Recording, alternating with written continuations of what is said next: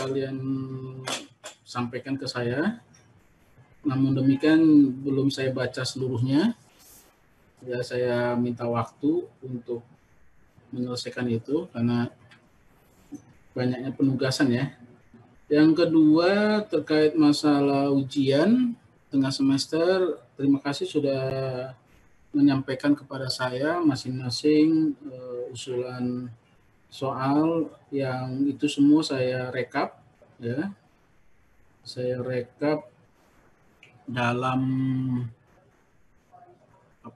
dalam satu bentuk soal dan sudah saya sampaikan ke kampus ya, ke kampus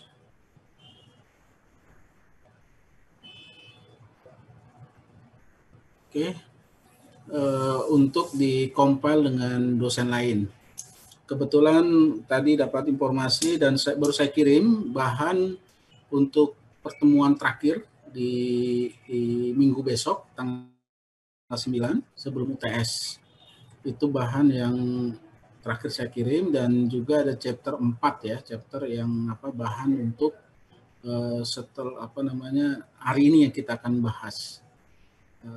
Itu yang pertama. Yang kedua ya, tadi tugas sudah saya terima yang pertama. Berikutnya terkait masalah UTS, saya sampaikan bahwa bentuknya ada pilihan ganda dan esai ternyata. Ya, jadi dan dari pertemuan pertama sampai ke-7 itu menjadi bahannya ya. Karena topiknya cuma 4 sebenarnya, yaitu analisa laporan keuangan, accounting analysis, business analysis, financial analysis. Nah, financial analysis itu di dalamnya juga termasuk nanti ada yang kita bahas nanti adalah tentang financing, investing, dan operating. Ya, hari ini saya akan akan kita bahas 2 chapter. Saya usahakan selesai jam 12 kurang ya. Karena saya ada rapat lagi nih, nanti jam 1:30 sebenarnya rapatnya. Tapi saya harus ngerjain beberapa tugas dulu ya. Tapi nggak apa-apa, kita coba nanti selama 1 jam 15 menit kita kuliah ya. Kalaupun ada pertanyaan nanti saya akan jawab dengan agak cepat, tapi dengan poin-poin yang mengena ya. Itu. Jadi sebelum kita mulai ke chapter berikutnya, ini saya sampaikan presensi kalian ya. Oke, 30 hadir, saya simpan.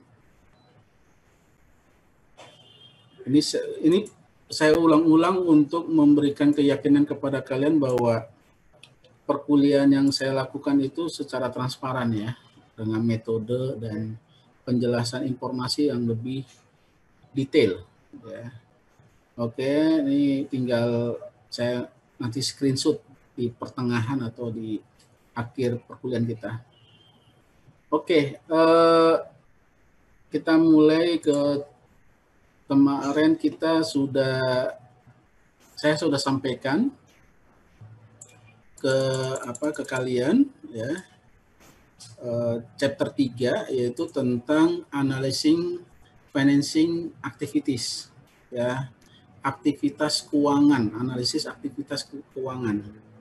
Jadi di sini lebih kepada sebenarnya kebanyakan teorinya, tetapi saya akan menjelaskan lebih kepada bagaimana menganalisa suatu laporan keuangan, terutama dari sisi financing activities. Di dalamnya itu ada dari liabilities, capital, dan off balance sheet transaction. Ya, ini semuanya sudah kalian tahu ya, kewajiban dan modal. Ya. Kewajiban itu yang terpenting adalah bagaimana kalian mengetahui adanya kewajiban jangka pendek dan jangka panjang. Ya. Dan ini lebih kepada bagaimana pembiayaan yang dilakukan oleh perusahaan itu akan berbeda antara perusahaan yang satu dengan perusahaan yang lain, tergantung dari industrinya. Kalau dia industri jasa, itu umumnya secara penelitian lebih banyak di utang jangka pendeknya, karena dia perlu di perusahaan barang itu umumnya jangka pendeknya lebih banyak, karena dia memerlukan pembelian inventorinya yang lebih besar, sehingga dia perlu utang usaha yang lebih besar. Ya. Di satu sisi di perusahaan jasa dia tidak akan banyak menggunakan utang jangka pendek, tetapi dia utang jangka panjang dengan tujuan adalah untuk membeli investasi untuk mendukung kegiatan operasional jasanya dia. Itu. Terus ini kalian bisa baca ya, tapi saya akan kasih trigger-triggernya aja, pemicu-pemicu daripada apa yang menjadi kaitan dengan liabilities tadi. Tadi liabilities ini ada current, ada ini. Nah, yang kedua adalah bagaimana dengan shareholder. Ya, shareholder itu adalah pemegang saham. Beda dengan stakeholder. Stakeholder adalah pihak-pihak yang berkepentingan. Walaupun dia tidak punya saham, tapi dia berkepentingan. Contohnya seperti apa? Bank, perbankan, kreditur, udah itu serikat buruh dan segala macam. Itu namanya stakeholder, pihak-pihak yang berkepentingan. Tapi kalau shareholder, dia pemilik saham. Ya, itu. Ya. Yang jadi masalah adalah dalam hal menganalisis ya, nanti ada kalimat yang mengatakan adanya, ini kalau ini 5 kuncinya ya, ada paid in capital ya, agio ya, return earning. Yang perlu yang saya mau sampaikan adalah saham itu kadang-kadang dilakukan dengan cara misalnya kalau dia nilai sahamnya terlalu tinggi, itu akan menyebabkan investor juga jarang untuk membeli saham tersebut karena udah terlalu tinggi. Nah, bagaimana caranya agar menarik kembali investor tersebut? Yaitu dengan cara membagi dua saham yang ada, sehingga harganya pun terbagi dua. Contohnya satu lembar harganya 1.000, karena dia 1.000 itu terlalu tinggi dan sudah mencapai tingkat yang paling tinggi, jenuh gitu, biasanya dilakukan dengan cara split off, pemecahan. Jadi satu saham menjadi dua. Memang jumlah saham yang beredar itu akan semakin banyak dan juga nilainya akan semakin kecil. Nah, apa yang terjadi pada saat nanti menghitung earning per share-nya, saham yang dibagi itu lebih banyak saham beredarnya, sehingga penyebutnya lebih besar, menyebabkan EPS-nya semakin rendah. Itulah spin off atau split off, ya kan? Nah, apa yang beda dengan split dengan spin, ya kan? Kalau split itu membelah, spin itu menggabungkan, ya. Jadi ibaratnya kita tuh kalau seandainya harganya saham itu terlalu rendah, EPS-nya terlalu rendah, langkah yang dilakukan oleh perusahaan apa? Mengurangi jumlah saham yang beredar. Jumlah saham yang beredar caranya apa? Dengan cara menarik, betul. Atau juga dengan cara apa? Menggabungkan 2 saham atau 3 saham menjadi satu saham harga baru, yang biasanya harganya akan lebih tinggi dibandingkan dengan satu harga. Kalau tadi kan satu saham 1.000 dipecah menjadi 2 saham dengan harga masing-masing 500. Kalau yang kedua, 3 saham tadi digabungkan, yang tadinya satu saham atas 1.000, digabungkan menjadi 3 menjadi satu saham, harganya bisa jadi 2.000, bukan 3.000, gitu loh. Tergantung bagaimana nanti menilainya. Itu ada cara menilainya sendiri itu untuk menilai suatu saham yang digabungkan maupun yang dipecah. Jadi kesimpulannya adalah di dalam menganalisa adalah kita bisa melakukan suatu strategi bagaimana caranya meningkatkan EPS dari sisi dengan mengurangi atau menambah jumlah saham yang beredar. Earningnya mungkin tetap sama, tetapi kalau penyebutnya bertambah, otomatis nilai akhirnya akan berkurang. Kan penyebut itu sebagai pembagi. Nah, split off dan split off ini tadi sudah saya jelasin. Nah, poin berikutnya adalah yang ingin saya sampaikan ya, off balance sheet transaction. Apa itu off balance sheet transaksi? Transaksi yang di luar neraca. Ya. Dia didanai tetapi tidak dicatat di dalam neraca. Ya. Ini sangat penting karena apa? Ini ada dua komponen, yaitu komitmen dan kontingensi. Nah ini. Apa itu komitmen? Apa itu kontingensi? Kalau komitmen adalah suatu niat baik atau kesepakatan yang telah diambil oleh lebih dari satu pengambil keputusan dan itu harus dijalankan. Itu namanya komitmen. Ya, komit. Ya, artinya memang sudah harus dijalankan. Itu komitmen. Nah, kontingensi adalah sesuatu kejadian yang akan diakui kalau kejadian yang terjadi tersebut benar-benar terlaksana atau terjadi. Bingung ya? Ya, contohnya seperti ini kontingensi. Misalnya perusahaan mengalami dituntut oleh LSM karena mencemarkan limbah menjadi pencemaran lingkungan. Dibawalah ke meja hijau. Pertanyaannya, kalau seandainya dia kalah dan kemungkinan kalah itu besar, itu harus dicatat di dalam laporan keuangan, gitu loh. Karena bisa jadi nanti dengan kekalahan tersebut perusahaan menjadi kolaps karena dia harus ganti rugi sebesar yang dituntut di dalam pengadilan. Gitu. Itu kontingensi, suatu kewajiban yang muncul akibat dari suatu kejadian itu terjadi. Gitu loh. Kalah dalam pengadilan atau kontingensi contoh yang lain adalah dalam hal memberi hadiah, misalnya beli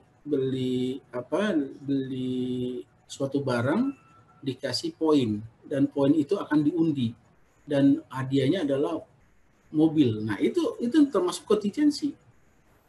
Itu loh. Jadi itu dicatat nggak di dalam neraca? Belum, karena belum terjadi. Di dalam hal ini neraca loh.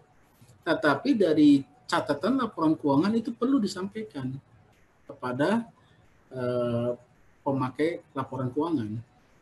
Jadi sebenarnya off balance sheet transaction itu lebih kepada memberikan informasi tambahan kepada investor atau pihak-pihak berkepentingan untuk melihat kemungkinan perusahaan itu mengalami kebangkrutan atau kondisi yang lebih mempengaruhi keuangan perusahaan tersebut, tapi tidak dicatat. Contoh lain yang komitmen, contohnya pada saat Asian Games kemarin butuh uang 4 triliun. Pertanyaan dari mana 4 triliun itu? Ya udah dikumpulkan dari beberapa perusahaan besar namanya konsorsium. Di mana perusahaan-perusahaan besar itu berkomitmen untuk mendukung kesuksesan dari Asian Games, mulai dari misalnya iklannya, mulai dari persiapan venue-nya dan segala macam. Apakah komitmen itu dicatat dalam suatu perusahaan? Tidak. Gitu loh. Tetapi dia menjadi komitmen gitu loh. Nah, itu namanya off balance sheet gitu ya, off balance sheet. Ya, pendanaan di luar neraca gitu. Ya. Atau di luar rekening yang biasa dipakai oleh perusahaan gitu loh. Itu namanya off balance sheet transaction. Ini ada komitmen kontingensi, apa bedanya tadi udah saya jelasin. Ya. Nah, berikutnya poin yang berikut ada leasing. Nah, kebetulan leasing ini di dalam chapter ini dijelaskan bagaimana mencari nilainya, bagaimana melakukannya. Itu sampai beberapa lembar slide. Yang ingin saya sampaikan adalah bukan itu sebenarnya. Kalau mempelajari analis laporan keuangan, apa gunanya leasing? Gitu loh. Itu poinnya sebenarnya. Ya. Di satu sisi, kalau kita punya uang 100 juta misalnya, dihadapkan kepada dua keinginan. Pertama, kita memenuhi kebutuhan keluarga, di satu sisi kita harus bayar uang sewa. Ya kan? Tetapi ada juga keinginan kita memiliki rumah. Kalau kita memiliki rumah harganya 1 miliar, 1,5 miliar. Bagaimana kita dapat memenuhi itu? Kalau uangnya cuma 100 juta dengan dua tujuan lagi, yaitu memenuhi kebutuhan keluarga juga. Nah, dengan cara leasing itulah way out-nya, di mana perusahaan yang bergerak dalam pendanaan memberikan penawaran kepada kita. yaitu leasing, yaitu dengan bayar cicil. Di satu sisi uang 100 juta tadi bisa digunakan DP-nya 50 juta, di satu sisi 50 juta itu untuk keperluan keluarga gitu loh. Artinya dua tujuan tercapai dengan satu pola, yaitu leasing tadi.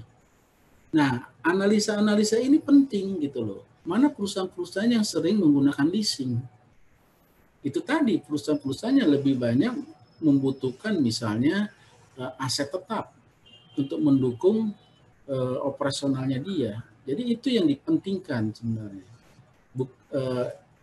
Saya asumsinya cara menghitung leasing, bagaimana kalian present value-nya, bunganya, ini kan banyak ini. Ini bisa kalian baca lah. Ini sebenarnya sudah juga diajarkan di akuntansi keuangan. Gitu loh. Tetapi bagaimana leasing itu di dalam analisa laporan keuangan itu yang penting sebenarnya. Ya. Saya nggak akan jelaskan ini semua karena saya tidak mau mendetailkan terhadap hal tersebut. Yang saya inginkan adalah bagaimana satu perusahaan di dalam memenuhi kebutuhan terhadap operasionalnya, terhadap asetnya, aset tetapnya terutama, dengan pola leasing tadi. Nah, tinggal milih leasing itu ada dua, operating atau capital. Kalau operating, dia bayar tetapi tidak menjadi aset untuk jangka waktu tertentu. Tapi kalau capital leasing, kita membayar cicilan dan akhirnya di tahun keberapa nanti sesuai dengan ketentuan kesepakatan, itu menjadi aset kita. Tinggal bagaimana kita menghitungnya gitu ya. Mana yang lebih baik? Kalau dia jadi capital leasing, berarti dia nambah aset. Nambah aset berarti nambah biaya pemeliharaan. Biasanya kalau operating lease itu nggak perlu lagi biaya pemeliharaan, tetapi kita bayar. Dan kalau kita bayar kita nggak punya aset, asetnya nggak bisa kita jual kembali. Nah ini pilihan-pilihan yang harus diambil oleh suatu perusahaan. Mana yang terbaik? Apakah operating lease atau capital lease? Itu pun dilihat dari pola pertanggungjawaban di dalam laporan keuangannya. Yang berikutnya yang ingin saya sampaikan adalah pensiun. Kenapa ini pensiun penting? Karena di dalam pensiun ini perusahaan selalu bergulat terhadap bagaimana membiayai dana-dananya untuk memberikan kepastian kesejahteraan kepada pegawainya melalui program pensiun tadi. Umumnya pensiun ini adalah di akhirnya yang besar. Ya, ada perusahaan yang memberikan pensiun dengan sekaligus dibayarkan. Ada juga dengan cicilan per bulan. Pertanyaannya adalah siapa yang menyediakan dana ini? Kalau ini disediakan oleh perusahaan, ini sangat berat. Kenapa? Di satu sisi, setiap tahun perusahaan akan berkutat terhadap pembiayaan operasional perusahaan. Di satu sisi pensiun harus kita pikirkan. Nah, ini yang tugasnya seorang analis, bagaimana caranya membuat kedua hal itu tercapai tanpa harus mengurangi hal-hal yang harus dikurangi, gitu loh. Yaitu pensiun tadi harus dengan cara apa? Pendanaannya harus kita atur, gitu loh. Ini yang berat, ya kan? Bayarnya sebenarnya adalah dengan pola memotong dari gaji per bulan karyawan, gitu ya. PNS sama, untuk dapatin pensiun setiap bulan pada masa aktif kita diminta dipotong 3%. Kalau nggak salah itu untuk membayarkan premi pensiunnya. Kalau di perusahaan swasta itu ada satu perusahaan yang bergerak di dalam hal ini. Gitu, tergantung premi yang harus dibayarkan per bulannya. Nah, ini yang menjadi pertimbangan. Bagaimana caranya untuk mencari celah agar operasional perusahaan itu berjalan dengan baik. Di satu sisi, di sisi lain adalah pensiun dapat disesuaikan. Inilah analisanya. Nah, ini benefitnya apa? Ini saya nggak akan jelasin lagi. Udah tahu orang benefitnya apa untuk pensiun, ya. Wisatawan asing yang datang ke Indonesia sendiri itu rata-rata orang tua semua yang sudah manula, yang sudah pensiun, ya kan? Nah, kenapa dia bisa melakukan itu? Karena dia program pensiun di luar negeri sana bagus, gitu loh, ya.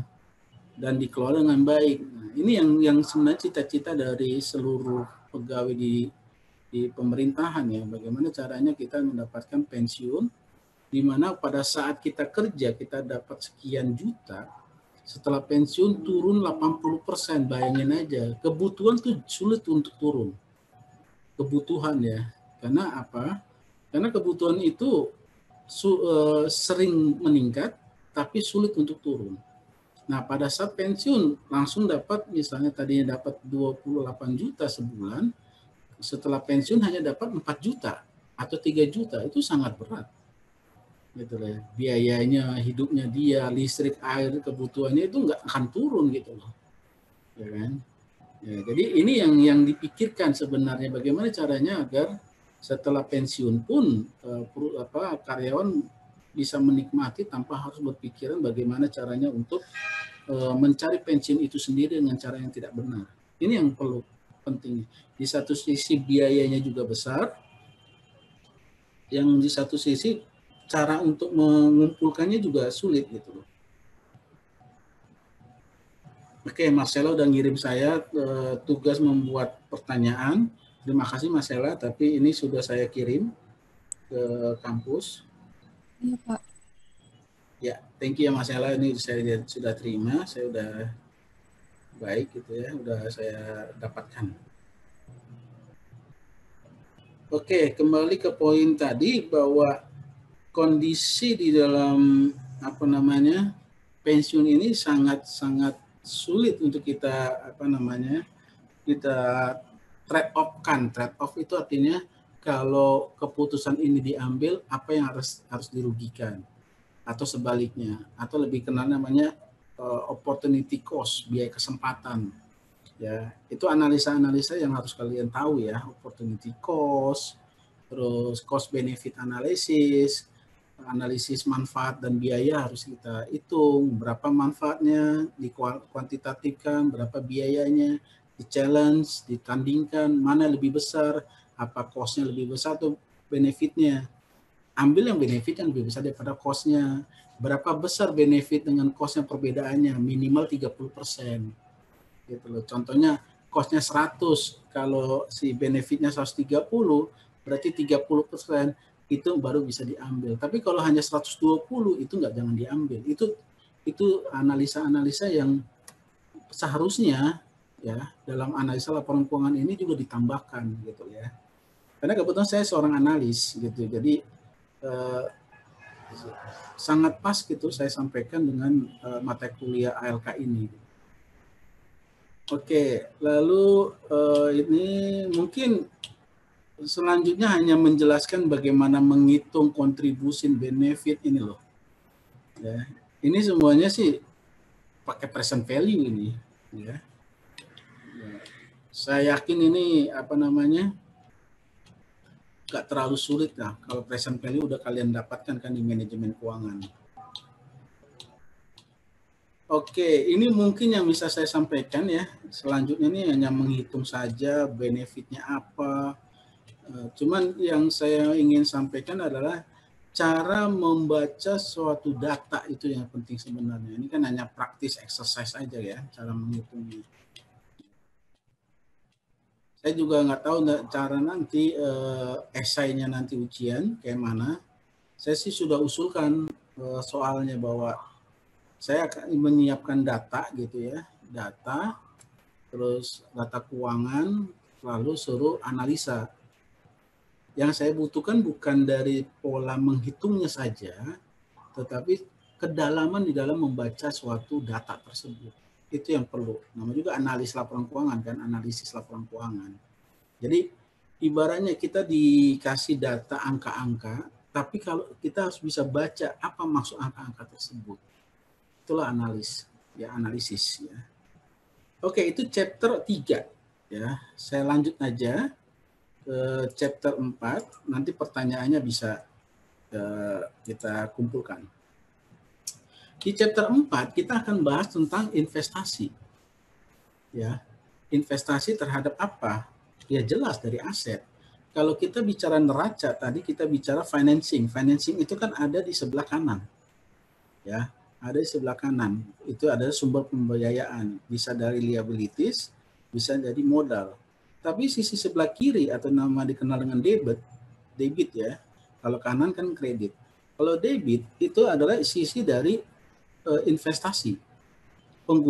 Menggunakan dari sisi dari hutang dan modal untuk membeli sesuatu yang dicatat di sebelah kiri. Itu namanya sisi investasi. Di sini banyak ya. Ada cash and equipment dan segala macam, valuation analysis. Ini 44 halaman ini menjelaskan itu semua. Tapi saya nggak akan jelaskan itu. Saya ingin menunjukkan data nanti bagaimana cara membacanya. Ya, di sini ada. Nah, di sini jelaskan operating cycle, arus daripada operasional. Ya, mulai dari uang cash dibeli barang, diolah menjadi inventory dijual melalui penjualan kredit atau tunai, penjualan kredit menjadi piutang di collection menjadi kas lagi, dan itu berputar terus. Ya. Ini arus normal ya. Ini nggak perlu detail lagi, ini kalian udah ngerti. Yang berikutnya ada aset itu ada current, ada non current. Ya. Nah, ingin saya sampaikan seperti ini. Ini datanya nih. Ya. Kalau kalian dihadapkan data seperti ini ya, nih yang ada di bawah, cash and cash equivalent. Dihadapkan kepada 5 perusahaan. Dell ini perusahaan komputer. FedEx ini adalah jasa pengiriman. Johnson & Johnson, P&G, Procter & Gamble ini ada perusahaan manufacturing yang membuat kebutuhan-kebutuhan masyarakat, sabun, rinso, semua banyak di sini. Target Corp ini sama seperti perusahaan retail. Kalau di Indonesia atau di Jakarta atau di beberapa daerah ada Alfamart, Indomart. Ini perusahaan retail yang saling bersaing ini. Biasanya di dalam satu RT ada di situ Indomart, pasti ada Alfamart. Di satu wilayah tertentu pasti bersaing mereka. Nah, poinnya adalah kalau dilihat dari cash and cash equivalent, coba lihat. Dell itu membutuhkan lebih dari 20% dengan analisa horizontal. Ya.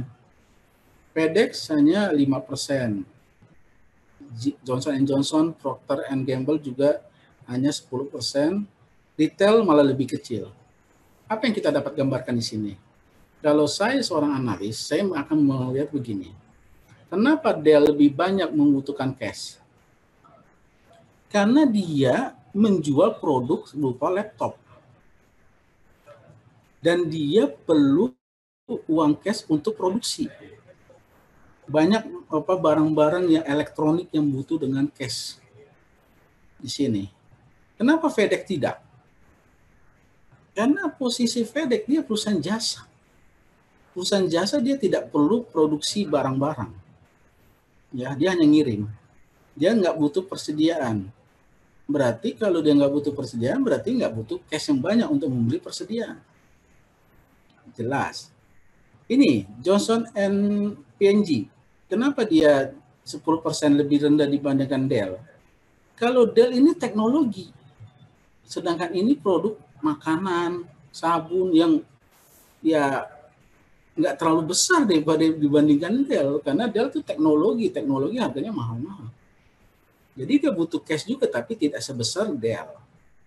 Target Corporation yang tadi retail, kenapa dia cashnya sedikit? Ya jelas, di Indomart, di Alfamart, dia butuh cashnya nggak terlalu besar. Kenapa? Barang itu berputar, uang itu berputar, gitu loh. Kalau barangnya udah habis karena dia titip jual, barang masuk, uang keluar, muter lagi.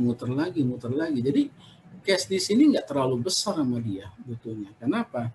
Dia nggak perlu tempat karena dia hanya nyewa saja, dan barang yang dijual itu pun bukan barang dia. Gitu.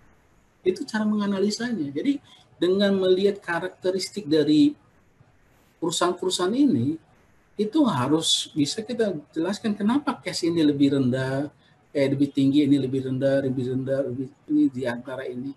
Itu karena kondisi dari perusahaan yang kita lihat. Gitu loh. Jadi ibaratnya karakteristik seseorang itu bisa kita lihat dari apa? Raut muka. Memang itu nggak benar 100%, ya. Mukanya keras, tampang kriminal, apakah dia sebagai pencuri? Enggak juga. Ya tampangnya aja seperti itu. Tetapi kita bisa menduga, bisa menganalisa di belakang itu gitu. Sebentar ya, ada telepon. Baik, Pak. Halo. Ya.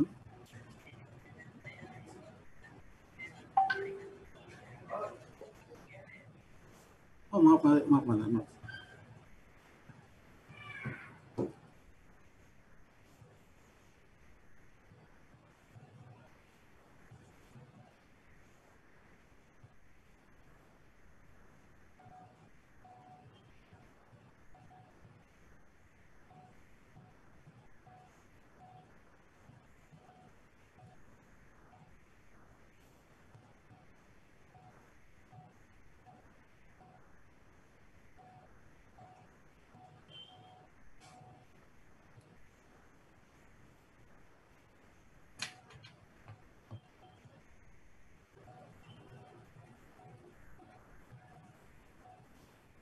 Oke, saya lanjut ya. Oke. Itu dari sisi cash-nya. Lalu ada current asset, ya current asset ada receivable, account receivable, ada notes payable, ya kan. Nah, tapi saya nggak akan bahas itu. Ini hanya teori biasa. Saya akan melihat seperti ini. Melihat dari data ini, inventory, ya kan. Perbandingan inventory dengan total aset. Coba, 5 perusahaan yang sama, berbeda-beda. Dell nggak nyampe 5%, FedEx juga. Ini bisa kegambar. Kegambarnya apa? FedEx kenapa nggak butuh inventory? Karena dia nggak menjual barang, dia jasa. Jadi kegambar dia. Lalu Johnson and P&G, kenapa dia nggak membutuhkan inventory lebih besar dibandingkan target retail? Ya karena apa? Karena dia kan inventory kan dijual kembali dan harus cepat gitu loh. Sedangkan target Cobb karena dititipkan, sehingga dia harus mencatat inventorinya dari beberapa perusahaan karena dititipkan.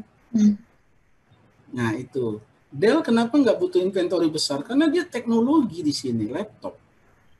Dan dia kalau memang ini karena banyaknya dana di sini, tadi kan butuh cash yang besar di situ untuk teknologi, sehingga ini dia perlukan gitu. Nah ini cara kalau menghitung 20%, 15%, ini berapa nih? Dapat misalnya 4% Dell. Itu karena membagi aja inventory berbagi total aset, dapatlah angkanya persentase. Apakah cuma segitu doang? Oh, inventorinya sekian persen loh Pak, that's it. Enggak. Seorang analis harus tahu kenapa dia bisa inventorinya cuma sekecil ini gitu loh. Karena ada karakteristiknya perusahaan jasa, jadi dia nggak butuh inventory. Itu bisa kalian jelaskan, gitu loh. Itu pentingnya analis gitu ya. Selain kita bisa menghitung angka-angka ini tadi, juga apa gambaran dari di dalam tabel ini. Itu makanya saya bilang tadi, yang diperlukan adalah daya analisanya gitu loh. Bukan mendapatkan angka ini. Angka ini sih gampang saja rumusnya, inventory bagi total aset kali 100%. Tapi apa masuk angka-angka persentase itu yang belum. Bentar ya.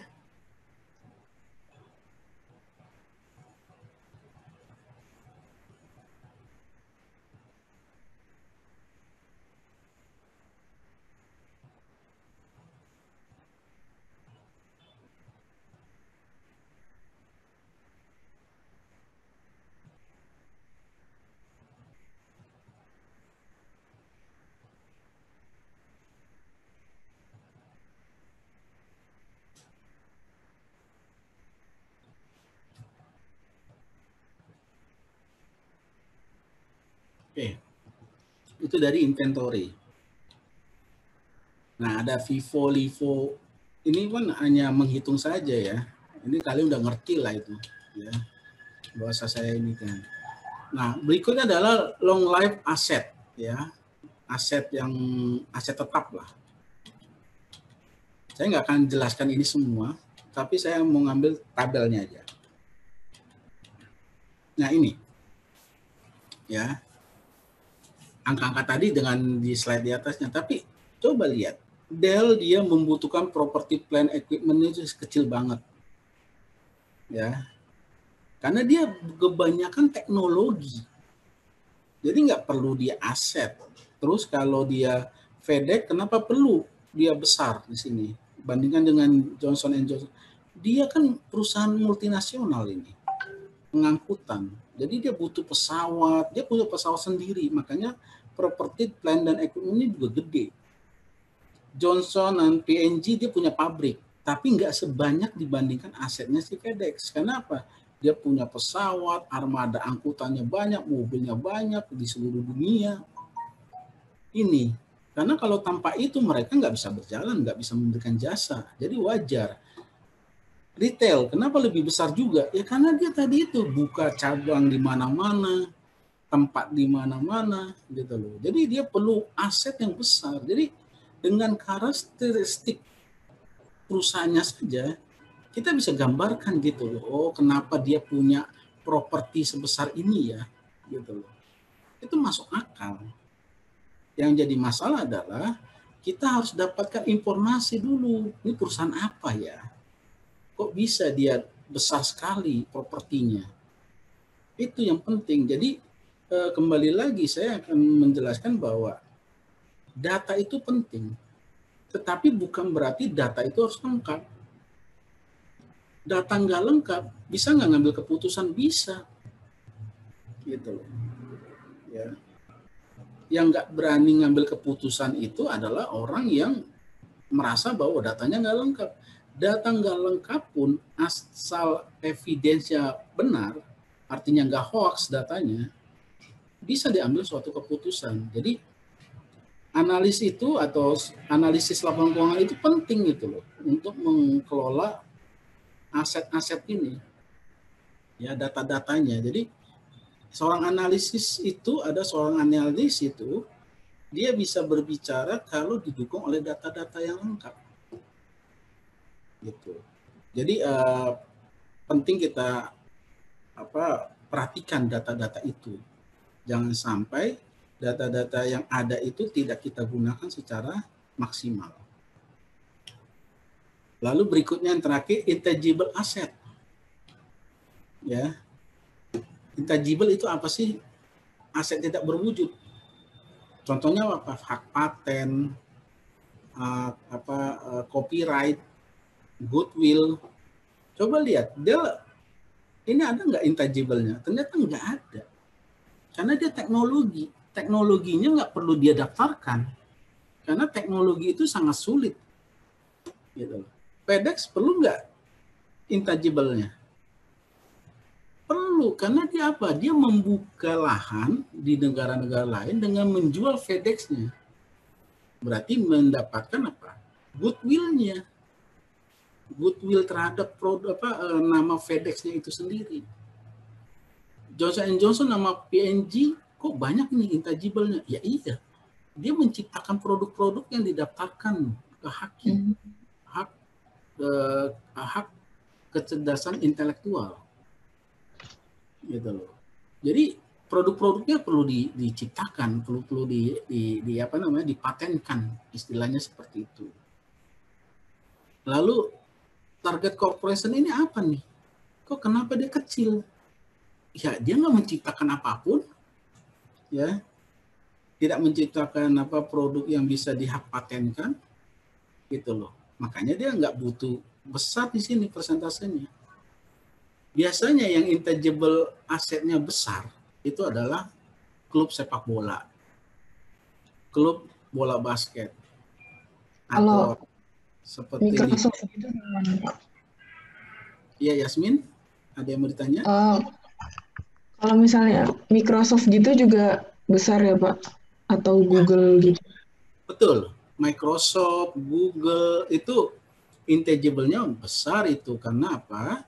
Dia patennya perlu itu, karena kalau nggak bisa keambil semua itu dibajak oleh orang.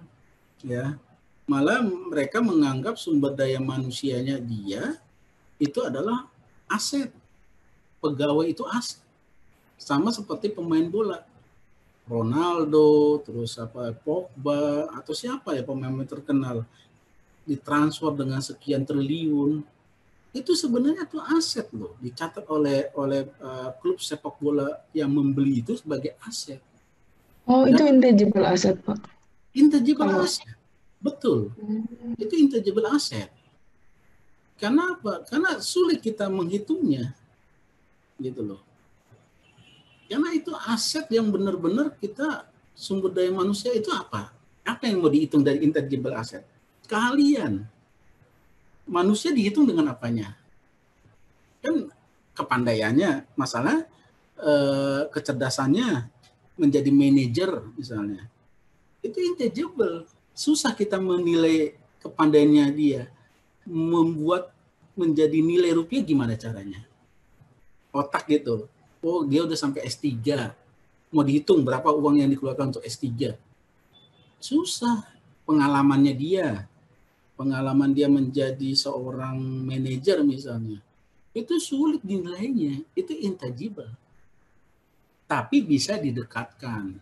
Dekatkannya apa? Dengan apa? Dengan ada orang yang mau membeli seseorang, contohnya pemain sepak bola. Pemain sepak bola yang terkenal, Ronaldo misalnya, harganya sekian triliun. Ya, itu karena memang dia punya skill yang bagus, bisa membawa juara, mendapat nilai klub yang lebih besar, dapat mendatangkan iklan yang lebih besar. Ya itu kayak gitu-gitu kan susah ngitungnya. Gitu. Itu intangible. Itu Microsoft juga. Tuh, setuju saya dengan Yasmin. Jadi itu gambarannya ya, gambaran daripada pola-pola yang aset intangible tadi. Oke, saya lanjut ya. Oke.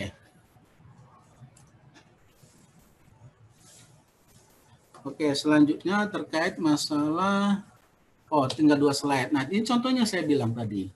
Ya, kalau orang melihat logo ini, jelas akan orang mengatakan ini punyanya Toyota.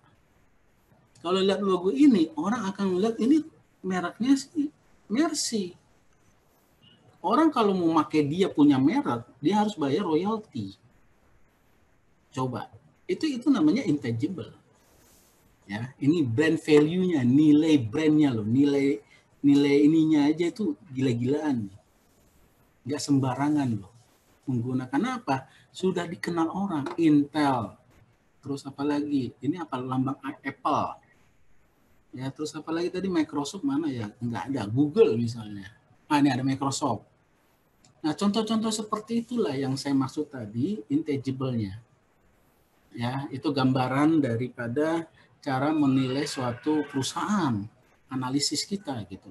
Dia menjual brandnya aja bisa mendatangkan uang bagi perusahaannya. Contohnya Coca-Cola ya. Saya lihat Coca-Cola itu iklannya cuma sedikit, cuma sekali-sekali. Kenapa dia perlu iklan? Apa gunanya iklan? Untuk mengingatkan. Tanpa iklan sebenarnya Coca-Cola udah banyak orang minum Coca-Cola. Ya, di luar sana tuh pernah saya di Australia, saya lihat itu orang tuh makan pagi itu minum Coca-Cola, gila. Padahal Coca-Cola itu kalau kita kasih ke WC gitu untuk membersihkan lumut itu cepat banget. Tapi oleh mereka minum Coca-Cola gitu loh, pagi-pagi sarapan. Itu nggak masuk akal saya. Tapi nggak apa-apa tuh badan-badan mereka tuh gitu. Dan mereka minat banget beli Coca-Cola itu. Artinya tanpa diiklankan orang akan cari gitu loh. Bukan produk yang yang mencari konsumen, tapi konsumen yang mencari produk. Itu yang penting. Ini brand value-nya itu. Jadi menganalisa itu sebagai contoh kimia farma. Orang akan kenalnya apa kimia farma? Pabrik obat atau pembuat obat-obatan. Tapi pada saat dia mengembangkan sayapnya, membangun infrastruktur, orang nggak akan percaya, bohong itu, nggak mungkin dia bangun itu. Karena apa? Image-nya sudah tertanam. Kimia Farma adalah perusahaan yang menjual obat-obatan. Itu loh. Jadi brand image itu penting, ya. Sama seperti produk. Kalau kita beli ke warung mau gosok gigi gitu, Bu beli odol. Odol itu nama merek loh. Odol itu adalah suatu merek yang sudah berkembang dulu itu, odol itu. Sekarang udah perusahaan itu udah ganti. Gitu. Pipa, orang bilangnya Pralon. Padahal itu Pralon itu merek. Gitu loh. Bukan pipa ya. Itu Pralon. Contoh lain apa?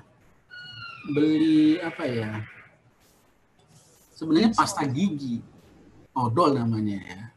Mereknya Odol dulu. Tahun berapa saya masih ingat itu. Tahun 19 berapa itu saya. Merek itu ada Odol. Itu brand value-nya. Misalnya beli air putih. Orang bilangnya apa? Aqua. Padahal merek lain masih ada. Fit, Remineral, apalagi apa namanya, produk kemasan air minum. Orang bilangnya apa? Beli Aqua dong, tapi yang diambil Fitnya atau merek lainnya. Gitu. Tapi orang di benaknya Aqua gitu loh. Padahal sebenarnya Aqua itu merek, bukan air minum. Gitu. Ini image itu yang namanya brand value-nya.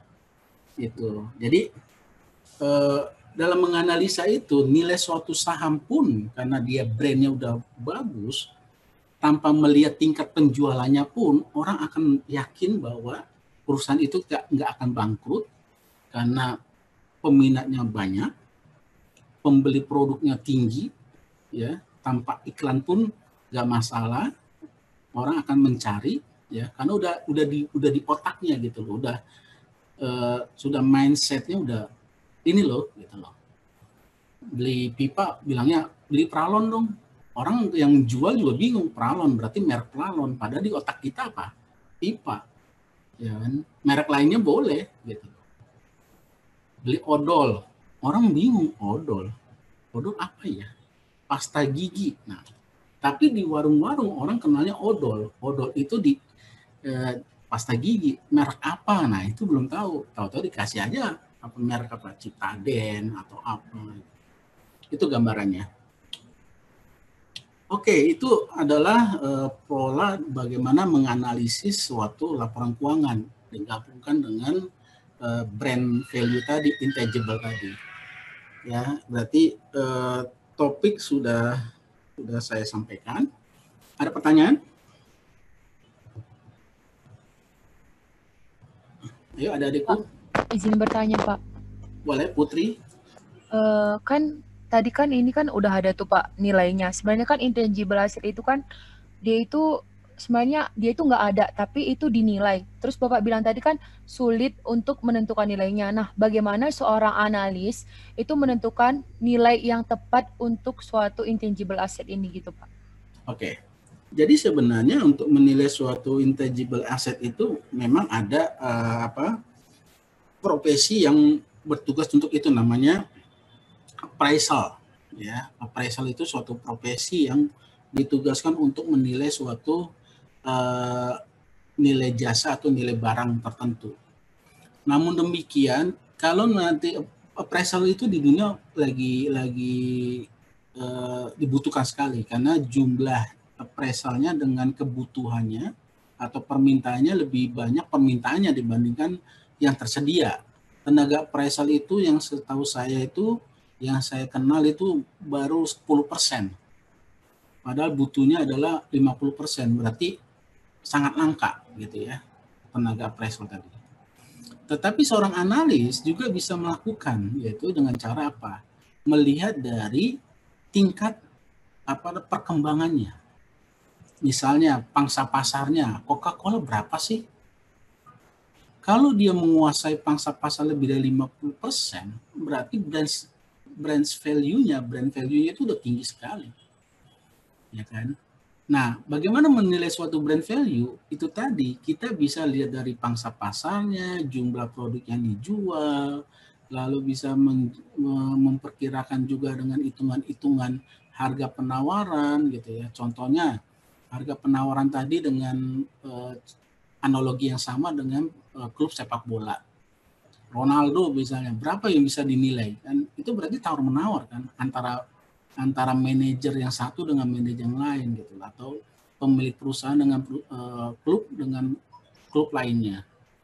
Itu bisa dilakukan. Jadi cara menilainya itu banyak cara. Memang kalau ditanya mana yang lebih akurat, belum ada yang akurat.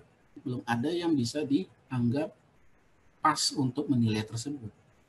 Karena posisinya sangat sulit untuk membuat sesuatu yang akurat tadi. Jadi itu gambarannya, Putri. Jadi untuk mendekatkan bisa, tetapi mendapatkan angka exactly pastinya itu sulit. Gitu jawabannya. Jadi mendekatkan dengan nilai yang dapat dihasilkan bisa, tapi secara pasti nggak bisa. Misalnya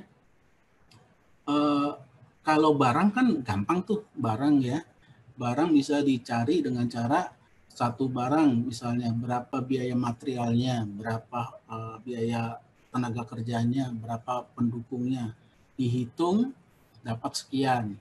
Kalau mau dijual kali labanya berapa yang diinginkan 30%, berarti tambahkan. Nah, itu bisa kita hitung. Tapi kalau brand value ini atau intangible asset ini itu sangat sulit, tetapi didekatkan bisa. Artinya mewakili, misalnya harusnya nilainya 100 dapat 70, ya udah nggak apa-apa. Itu karena nggak bisa kita hitung dengan baik, tetapi bisa kita dekatkan. Itu jawabannya, Putri. Berarti nanti manajemen itu bisa membuat-buat gitu dong, Pak. Berarti bisa menimbulkan distorsi dong, Pak. Ya, tapi nggak juga bisa menimbulkan distorsi. Dia harus punya dasar dong. Maksud saya gini, kan dasarnya tadi market pasarnya, ya kan, market share-nya, pasarnya, lalu dari tingkat penjualannya, dari sisi bisa melalui survei juga kita bisa hitung gitu ya. Jadi manajer nggak sembarangan membuat intangible asset. Kan kalau misalnya hak paten kan ada badannya sendiri yang mengeluarkan. Kalau kita namanya HAKI kan, hak atas kekayaan intelektual. Dia yang akan mengeluarkan angka itu, berapa angka hak patennya yang bisa diinikan. Artinya ya ada unit lain yang melakukannya, bukan berarti harus si manajer itu jawabannya, Putri. Jadi nggak bisa dia main sendiri-sendiri, artinya dia suka-suka hati untuk menilai, enggak.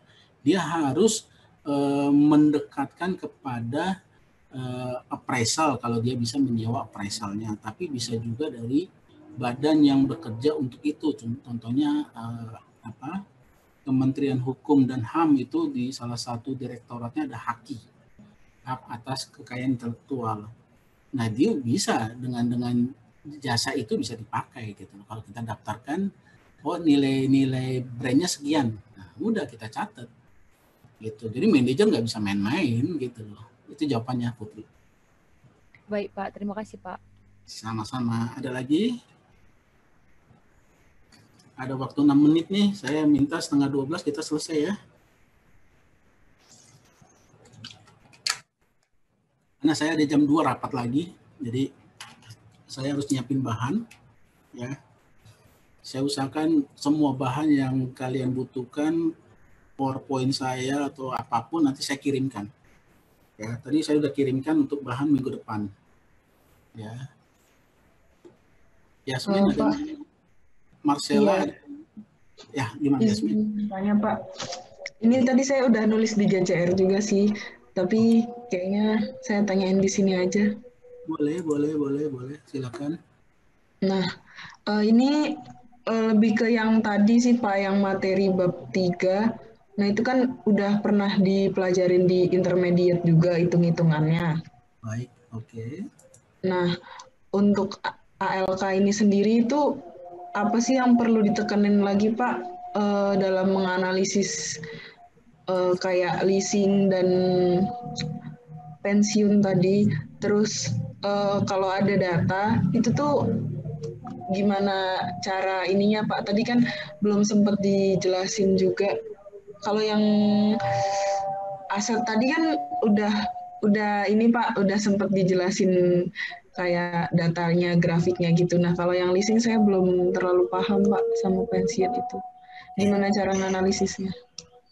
Kalau leasing itu umumnya cara menganalisanya adalah dilihat dari pola bagaimana dia menggunakan leasing itu. Kan leasing tadi ada dua ya, ada operating lease, ada capital lease. Nah, pada saat mana dia akan melakukan operating lease dan pada saat mana dia melakukan capital lease. Karena kalau capital lease tadi saya sampaikan akan menjadi aset bagi perusahaan di akhir tahun leasing tersebut tergantung jangka waktunya.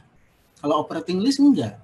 Cuman keuntungannya dari operating lease adalah dia bisa menggantikan aset yang dia lease tadi, di leasingnya tadi. Kalau seandainya dia perubahannya cepat. Jadi ada plus minusnya. Jadi cara menganalisanya adalah pertama adalah pola daripada leasing tadi ada dua, operating atau capital lease. Nah, langkah berikutnya adalah kebiasaan dari analisa adalah melihat dari berapa nilai rupiah yang dibutuhkan dikaitkan dengan dana yang dipunyai oleh perusahaan. Itu yang menyebabkan kenapa dia akan mengambil operating dan atau dia mengambil capital. Kenapa ada kata-kata dan atau? Karena dia bisa gabungan. Ya, bisa gabungan. Bisa dengan asetnya dia beli dengan capitalis, dengan jasanya dia menggunakan operating lease. Ada perusahaan seperti itu. Jadi cara menganalisanya seperti itu. Yang dilihat adalah apa mekanismenya mau yang dipilih dan kenapa dia memilih itu. Gitu. Contohnya yang tadi, kalau dia capitalis berarti tergambar nanti kebanyakan di asetnya akan meningkat secara signifikan di akhir dari periode leasing tadi. Itu yang pertama. Yang pensiun, kenapa kita lakukan analisis? Karena pensiun tadi kita membutuhkan dana yang besar pada saat nanti karyawannya mencapai titik pensiun. Kalau seandainya pensiunnya cuma 1 orang 1 tahun, itu mungkin tidak terlalu besar. Tapi kalau dia 1 tahun itu butuh pensiun dalam 1 tahun itu hampir misalnya 10% dari karyawan yang dia punya, berarti dia harus memikirkan bagaimana caranya pendanaan tersebut. Nah, polanya adalah kalau dia perusahaan besar seperti Pertamina itu dia nggak perlu ini menggunakan pihak ketiga. Dia tinggal bikin aja unit yang menangani pensiun karena uangnya juga cukup besar. Terus apalagi Pelindo, perusahaan bapak saya itu dulu almarhum di Pelindo, pensiunnya dikelola oleh Pelindo itu sendiri, Pelabuhan Indonesia. Tapi dengan catatan uangnya banyak banget di Pelindo karena dia memberikan jasa pelayanan pelabuhan. Dia nggak pakai pihak lain untuk mendanai. Jadi hal ini penting karena kalau seandainya dia butuh dana besar di satu sisi untuk pensiun, di satu sisi dia mau ngembangi perusahaan, kalau dua-duanya dijalankan itu bisa kolaps bersamaan itu karena dananya besar. Nah, analis dalam hal ini adalah memberikan gambaran yang terbaik bagi perusahaan mana yang akan dilakukan. Apakah dia akan menggunakan jasa pensiun yang dikelola oleh perusahaan lain atau dia menjalankan pensiun itu sendiri di unitnya dia. Itu pertimbangannya. Jadi lebih kepada bagaimana caranya menganalisa apa yang akan dilakukan. Ada plus minusnya di situ. Kalau dia kelola sendiri adalah uangnya bisa muter di perusahaan itu, ya, artinya diinvestasikan. Bayangin aja, dia pensiun 20 tahun lagi, tetapi selama 20 tahun dia bayar premi. berarti ada uang nganggur di situ, idle money di situ.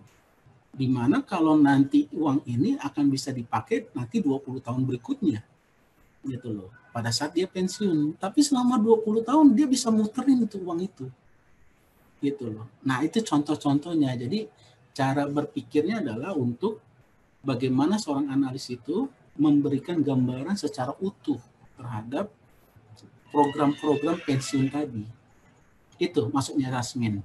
Saya senang kamu bertanya begini karena kamu berarti ingin mengetahui apa ada di balik pada pensiun dan satu lagi tadi apa?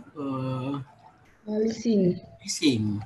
Karena leasing itu penting gitu loh. Karena sama seperti tadi saya pegawai negeri. Saya butuh rumah.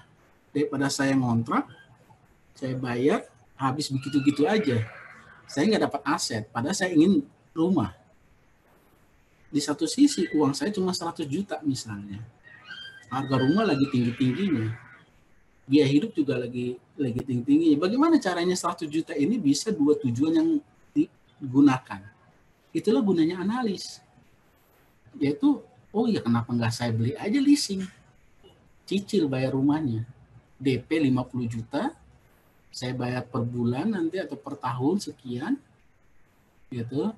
50 juta sisanya nggak saya kasih kepada DP, tapi bisa untuk kebutuhan itu. Artinya apa? Tujuan untuk mendapatkan aset untuk beberapa tahun ke depan tercapai, yang tadi biaya hidup untuk keluarga tidak terganggu. Itulah gunanya leasing. Gitu loh. Ngerti maksudnya? Jadi cara itu dipakai untuk menganalisis. Oke, Yasmin, ngerti? Siap, Pak. Terima kasih, Pak. Sama. Oke, jadi gambarannya seperti itu ya. Jadi leasing dan pensiun karena dia gede butuh dananya, tetapi ada pola yang bisa meringankan perusahaan sehingga dia dana yang tadinya butuhnya untuk beli aset besar bisa di-split dengan cara membeli aset dengan cicilan, tetapi di satu sisi uang sisanya bisa dilarikan kepada pengembangan usaha yang lainnya. Itu cara berpikirnya tadi, analogi tadi, ya. Mau beli rumah dengan biaya hidup terjamin, gitu. Firaya, ada? Ada mau ditanya Firaya? Satu lagi ya. Biar kalau nggak ada Firaya, oke. Saya mohon saya saya mau screenshot dulu ya. Iya, Pak.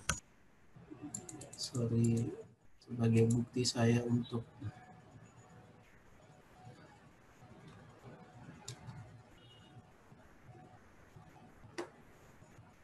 Oke.